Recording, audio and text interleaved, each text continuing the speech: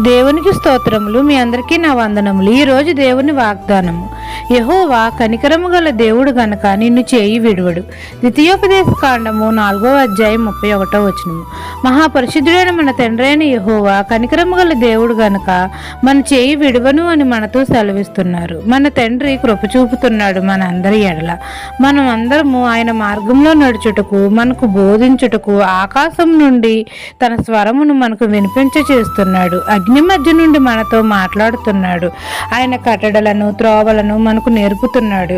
మన అందరి పట్ల కనికరము చూపుతున్నాడు. మనకంటే బలమైన గొప్ప జనములను మన ముందర నుండి వెళ్ళగొట్టి వారి అందరి దేశమును మనకు స్వాస్థ్యముగా ఇస్తున్నాడు.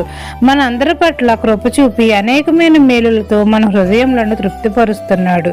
మన దేవుడు మన చెయ్యి విడువడు, ఎడబాయుడు. మన దేవుడైన యెహోవాను మనమందరము పూర్ణ హృదయంతోనూ పూర్ణ ఆత్మతోనూ వెతికినప్పుడు ఆయన మనకు ప్రత్యక్షమవుతాడు. మన యందు కనికరం చూపుతాడు. ఈ దిన వాగ్దానం మీ నా జీవితంలో నెరవేరాలని కోరుకుంటూ దేవుని సువార్త పరిచర్యలో మీ సహోదరి. ఆమెన్.